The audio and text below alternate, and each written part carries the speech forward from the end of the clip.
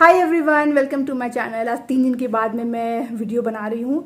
तो पिछले वीडियो में मैंने आपसे बताया था कि मेरी तबीयत बहुत ख़राब है और जो इशू है वो भी शेयर किया था। उसके बाद से मैंने वीडियो बनाया नहीं। आप लोगों के बहुत सारे कमेंट्स आए, मैसेजेस आए। सबसे पहले तो थैंक यू सो मच। आप लोगों ने मुझे इतने सारे सजेशंस दिए, इतने सारे एक्सपीरियंसेस शेयर किए और कुछ लोगों ने तो एक्चुअली वही चीज़ें बताई जो मुझे डॉक्टर ने बताई। तो आप लोगों में से कुछ लोगों ने तो करेक्ट डायग्नोसिस भी किया मेरे प्रॉब्लम का। उससे चलता है पता कि मेरी कम्युनिटी कितनी ज़्यादा इंटेलिजेंट है और कितनी अच्छी कम्युनिटी मैंने बनाई है जो मेरे प्रॉब्लम्स को सुनती भी है, उसके पास में करेक्ट एक्सपीरियंसेस भी हैं और वो टाइम निकाल करके लिखती भी हैं। ये बहुत बड़ी बात है। पर वीडियो मैंने कुछ बताया नहीं, उसके बाद से मेरी हिम्मत ही नहीं थी बनाने की, आवाज़ भी निकल नहीं रहा था। पर आज थोड़ा बेटर फील कर रही हूँ तो सोचा कि फटाफट एक वीडियो बनाती हूँ और ये समझाती हूँ कि मुझे क्या हुआ है, क्या डायग्नोसिस निकला है और कैसे मेरा जो ट्रीटमेंट है वो 180 डिग्री चेंज हो गया जब मैंने डॉक्टर चेंज किया। और कितना ज़रूरी है सही डॉक्टर मिलना, वो आपको पता चल जाएगा। तो मैं आपको फटाफट बताती हूँ कि मेरे साथ में क्या हुआ और किस ट्रीटमेंट में हूँ। प्लीज़ वीडियो को पूरा सुनिएगा, तो जो भी लोग ऐसे प्रॉब्लम से गुजर रहे हैं उनको एक आइडिया लगेगा। तो हालत में बताऊं तो 40% रिलीफ है, 60% अभी भी प्रॉब्लम वही के वही है, लेकिन ऑफ कोर्स 1 हफ्ते का मिनिमम टाइम तो लगेगा। पिछले बार मैं आपको ये कह रही थी कि कुछ डॉक्टर्स को मैंने दिखाया था और मुझे सही नहीं लग रहे हैं। और सच बताऊं तो बहुत अच्छा हुआ कि मैंने अपने अंदर की बात सुनी और मैंने इमीडिएटली डॉक्टर्स बदल दिया। मतलब मैंने आज एक डॉक्टर को दिखाया, उनकी डायग्नोसिस मुझे बिल्कुल सही नहीं लगी और मैंने नेक्स्ट डे ही दूसरे को दिखाया। मैंने बहुत अच्छा किया कि मैंने, होता है ना मन में कि 3-4 दिन का समय दे के देखो। बहुत लोग ऐसा सोचते हैं और मैं भी उन्हीं में से थी जो ऐसा सोचती पहले, अगर पहले वाली शोना होती कि दवाई दिया है 3-4 दिन खा के देखो, धीरे धीरे रिलीफ आएगा, फिर नहीं अच्छा लगता है तो फिर किसी और के पास जाना। पर इस बार क्योंकि मेरी प्रॉब्लम बहुत सीरियस थी, जिन लोगों ने पिछला वाला वीडियो मेरा नहीं देखा है, तो मुझे रात में सोते ही, जैसे मैं थोड़ा भी डीप स्लीप में जाती हूँ वैसे ही मेरी सांस अटक जाती है, मुझे हो जाता है चोकिंग सिम्टम्स। मेरी सांस 15-20 सेकंड के लिए नहीं आती and it's very difficult to breathe. और ये कोई ऐसा नॉर्मल वाला नहीं कि आपको ब्रेथलेसनेस हो रही है, नहीं, ब्रेथलेसनेस नहीं, प्रॉपर चोकिंग होती थी। उसके बाद मुझे बहुत सारे बर्प्स आना शुरू होते थे, एकदम नॉर्मल वाले बर्प, ऐसा एसिडिक बर्प नहीं, पर लगातार आधे घंटे तक बर्प आएगा, मैं चलती रहूंगी, फिर थोड़ा नॉर्मल होगा, फिर अचानक से फिर 1 घंटे में हो जाएगा। तो पूरी रात में सो नहीं पा रही थी, 4 बार 5 बार मुझे ये रात भर में हो रहा था। दिन में मैं फिर भी थोड़ा नॉर्मल रहती थी, होता था अटैक दिन में भी पर बहुत कम, पर रात को सोते ही बहुत हो रहा था। ठीक है, तो मैं चली गई दिखाने के लिए। सबसे पहले मुझे लगा कि ये गैस की प्रॉब्लम है, तो मैंने गैस के डॉक्टर को दिखाया। तो मैंने 2 गैस के डॉक्टर को दिखाया और दोनों ने बोला कि आपको ये GERD हुआ है, ठीक है, जिसमें कि आप सोते हो तो आपका जो एसिड है वो मुंह में आ जाता है, आपको एसिड रिफ्लक्स होता है, उसकी वजह से आपको यहाँ पे लगता है कि चोकिंग हो गई है। तो पहले वाले ने तो वो बताया था और दवाइयां दी थी, पर उसमें भी मुझे बिल्कुल रिलीफ नहीं लगा था। तो मैंने दूसरे को दिखाया। दूसरे वाले ने मुझे बोला कि ये जो चोकिंग सिम्टम्स हो रही है, ये आपको ऐसा लग रहा है हो रहा है, ये हो नहीं रहा है एक्चुअली आपको। तो उसने भी मुझे GERD ही बोला, उसने भी मुझे गैस की ही दवाई दी। और उस डॉक्टर ने, सेकंड डॉक्टर के, जिसके बारे में मैंने आपको कहा था कि मुझे बिल्कुल नहीं अच्छा लगा इनका ट्रीटमेंट, उन्होंने मुझे बोल दिया कि ये जो चोकिंग हो रहा है ना, ये आप ऐसा सोच रहे हो चोकिंग हो रहा है। तो उसने मुझे एंटी डिप्रेसेंट दे दिया। सोचिए, उन्होंने कहा कि ये दवाई लेकर के सो जाओ, तुम बस सोच रही हो, तुमको पैनिक अटैक आ रहा है, तुमको कुछ अटक नहीं रहा है, गैस डेफिनेटली है, तो तकिया ऊपर करके सोया करो, खाना लाइट खाओ, सोने से 2 घंटे पहले खाओ और सो जाओ। और ये एंटी डिप्रेसेंट लेके, स्लीपिंग पिल्स टाइप का था, तुम सो जाओ आराम से। मैंने उनको बोला भी था, सर ये मैं कुछ सोच नहीं रही हूँ, मैं हेलुसिनेट नहीं कर रही हूँ, मेरे को एक्चुअली चोकिंग होती है और जब जब मैं डीप स्लीप में जा रही हूँ हो रहा है, रात में 3-4 बार ये हो जा रहा है। अंगद ने भी बोला था, उन्होंने नहीं सुना, उन्होंने बोला कि ये तुमको GERD ही है। मैंने उनको ये बोला भी था, सर ये कफ का क्या लेना देना है, पर क्योंकि शुरुआत तो कफ से हुई थी, राजकोट में मुझे कफ हुआ, कफ के बाद ये मुझे चोकिंग हुई, तब ये गैस बना, तो कफ का क्या है इसमें रोल। तो उन्होंने मुझे बोला कि कफ तुम्हें पहले हुआ था, पर क्योंकि तुमने पहले वाले डॉक्टर से एंटीबायोटिक खाया है तो कफ तो वहीं ठीक हो गया, पर एंटीबायोटिक के बाद जो एंटी एसिड नहीं दिया था उसके बाद से तुमको एसिड रिफ्लक्स आ रहा है। और ये जो कफ है ये कफ नहीं है, ये एसिड रिफ्लक्स का ही एक पार्ट है, एक बाय प्रोडक्ट है। एक्चुअल कफ तुमको नहीं है, जुकाम तुमको नहीं है। तुम चाहो तो ठंडा भी कुछ पी लो, कोल्ड ड्रिंक भी पी लो, तुमको कुछ नहीं हुआ, तुमको कफ नहीं हुआ है। तो उन्होंने कफ को बिल्कुल ध्यान नहीं दिया था। मैंने बोला भी था, पर कफ मुझे आ रहा है गले में, उसका क्या। तो उन्होंने कहा नहीं, ये कफ तो पार्ट ऑफ एसिड रिफ्लक्स है, हमें एसिड रिफ्लक्स को ट्रीट करना है और उससे ये ठीक हो जाएगा और तुम्हें चोकिंग नहीं हो रही है। मैंने बोला भी था उस वीडियो में आकर के आपको कि मुझे बिल्कुल अच्छा नहीं लगा जिस तरीके से उन्होंने इस तरीके, मतलब भले चंगे आदमी को एंटी डिप्रेसेंट दे देना, भले उन्होंने 1 हफ्ते के लिए ही दिया, पर 1 हफ्ते के लिए भी दे देना is not at all good. और इसीलिए थैंक गॉड मैंने डिसाइड किया कि मैं दूसरे डॉक्टर को मिलूंगी, है ना। पहले मैं क्या करती थी, मैं डॉक्टर्स पे बहुत बिलीव करती थी। मेरे इनफर्टिलिटी फेज में मैंने डॉक्टर्स के साथ परेशानियां देखी हैं, बिना मतलब की मुझे दवाइयां दी गई हैं, बिना मतलब का मेरा लैप्रोस्कोपी सर्जरी कर दिया गया था, जबकि प्रॉब्लम बहुत मिनिमल थी। तब मैं बहुत ट्रस्ट करती थी, क्योंकि मैं खुद डॉक्टर की बेटी हूं, तो मेरे अंदर एक इनबिल्ट ट्रस्ट और रिस्पेक्ट है डॉक्टर्स के लिए। पर जब लाइफ के एक्सपीरियंसेस आपके होते हैं तो आप समझ जाते हो कि डॉक्टर भी भाई एक इंसान ही है, इंसान से भी गलती हो सकती है। नहीं जमे तो दूसरे के पास जाओ, अपनी बॉडी को खराब करने की जरूरत नहीं है। इसीलिए मैंने इस बार अंगद को बोल दिया था कि मैं बिल्कुल सेकंड ओपिनियन नहीं, थर्ड ओपिनियन भी लूंगी। मुझे सांस नहीं आ रही है and I am really not feeling good, और ये बहुत ज्यादा मेरे लिए अजीब सा है, बहुत बहुत डिफिकल्ट है। मैं आपको समझा नहीं सकती हूँ सांस नहीं आने में कैसा लगता है। और अंगद ने भी मुझे कुछ नहीं बोला, बोला ठीक है तुम्हें जो ठीक लगता है तुम उस डॉक्टर के पास जाओ। मैंने सर्च किया तो 22 किलोमीटर दूर घर से मेरे एक डॉक्टर थे, जिनका मैंने देखा कि बहुत ही अच्छा रिव्यूज है और लोगों ने मेंशन किया, तो मैंने कहा मैं यहां जाऊंगी। पर मैंने इस बार डिसाइड किया कि मैं 2 डॉक्टर को दिखाऊंगी। एक गैस वाले डॉक्टर को दिखाऊंगी, क्योंकि ऑफकोर्स बर्पिंग इश्यूज तो आ रहे हैं, अटकने के बाद सांस बहुत गैस निकल रहा है, बार बार मुझे डकार आ रहे हैं, जबकि मेरा हिस्ट्री बिल्कुल नहीं रहा है, मुझे कभी एसिडिटी नहीं हुई है, मुझे प्रेगनेंसी में भी एसिड का कोई प्रॉब्लम नहीं हुआ है, मुझे कभी वॉमिटिंग नहीं आई है, मेरा गट बहुत स्ट्रांग है, मुझे गैस नहीं बनता है, कभी नहीं बनता। आप मुझे कुछ भी खिला दोगे, मेरा वो खाना कभी गैस नहीं बनेगा, तो कोई हिस्ट्री नहीं है। पर क्योंकि इस बार बन रहा है तो उनको भी दिखाऊंगी। दूसरा मैंने डिसाइड किया कि मैं ईएनटी को दिखाऊंगी, क्योंकि जो भी प्रॉब्लम है वो थ्रोट में आ रहा है, सांस नहीं ले पाना, कफ यहाँ फंसना, कफ फंसने की फीलिंग यहाँ पे आना, ब्रेथलेसनेस, सब कुछ तो थ्रोट से भी जुड़ा हुआ है, और यहाँ पेन भी था। तो मैंने कहा मैं ईएनटी भी दिखाऊंगी, मैं गैस वाले को भी दिखाऊंगी। और ये दोनों डॉक्टर लकीली मुझे उसी एरिया में अच्छे मिल गए, जहाँ पे रिव्यूज भी दोनों के अच्छे थे। डॉक्टर जो है वो बैठते हैं सागर हॉस्पिटल में, ये है बनशंकरी में। डॉक्टर का नाम है डॉक्टर पूर्णचंद्र KS। जो इस ईएनटी को मैंने दिखाया वो भी बहुत अच्छे लगे मुझे, उनका भी मैं आपको बताऊंगी, प्लीज स्किप मत करिएगा, क्योंकि जो ढंग के डॉक्टर है उनके बारे में सुनना जरूरी है। डॉक्टर ने बोला मुझे चलो ठीक है तो मैं एग्जामिन करता हूँ, तो मुझे लिटाया, फिर पेट दबा दबा करके देखा। अभी गैस होगा तो पेट भी टाइट होगा ना, वो सब भी होगा। सब कुछ चेक करने के बाद जो मुझे वो बताते हैं उससे मैं पूरी शॉक्ड हो गई। वो मुझे बोलते हैं तुम्हें बिल्कुल भी एसिडिटी की प्रॉब्लम नहीं है, तुम्हें कोई एसिड रिफ्लक्स नहीं हो रहा, और तुम्हें गर्ड की प्रॉब्लम नहीं है। मैंने बोला डॉक्टर मैं तो पिछले 2 बार से गैस वाले डॉक्टर को ही दिखा रही हूँ, उन दोनों ने मुझे लिख के दिया है तुम्हें गर्ड इशू है, एसिड रिफ्लक्स की वजह से ही तुम्हारा ये जो है चोकिंग हो जा रही है। मैंने नहीं, एंटीबायोटिक के बाद मैंने एंटी एसिड नहीं खाया था, उन्होंने बोला हाँ उसी की वजह से हुआ है, क्योंकि कोई हिस्ट्री नहीं है तो डेफिनेटली ये एंटीबायोटिक की वजह से ही हुआ है। इनफैक्ट मुझे तो इंडोस्कोपी भी लिख के दे दिया है कि 1 हफ्ते बाद करना है। उन्होंने कहा नहीं, इट्स अ रॉन्ग डायग्नोसिस। आप किसके पास गए थे? तो मैंने बताया, तो उन्होंने बोला इट्स अ रॉन्ग डायग्नोसिस। अब सुनो तुम्हें क्या हुआ है, तुम्हें बहुत ज्यादा एक कफ जो है ना, बहुत ज्यादा कफ तुम्हारे गले में है, और तुम्हें पोस्ट नेजल ड्रिप हो रहा है, और वो जाकर यहाँ फंस जाता है, क्योंकि सर्दी जैसा तो है नहीं, तो इंटरनली ड्रिप हो रहा है, और बहुत सारा कफ जो है वो गले में जम गया है।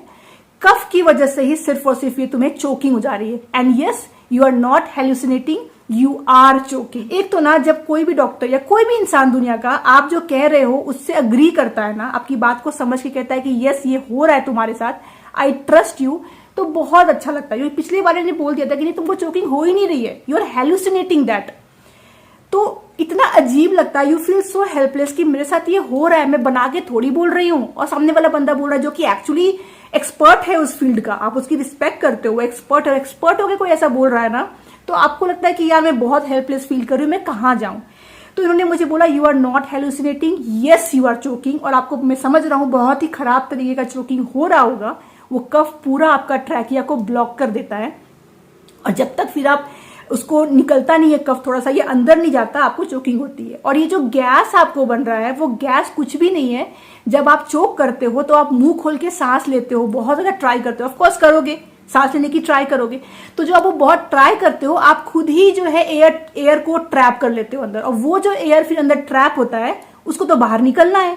तो वो जब आपका एक बार सांस अंदर आता है फिर वो एयर जो है वो ट्रैप एयर निकलना शुरू होता है, दैट इज हैपनिंग। वो एयर जो है वो अपने पेट से गैस के फॉर्म में नहीं आ रहा है, वो आपने इनहेल कर लिया है ज्यादा सांस लेने की कोशिश में, एंड वो आप निकाल रहे हो, so it is completely okay. So gas से इसका कोई रिश्ता नहीं है।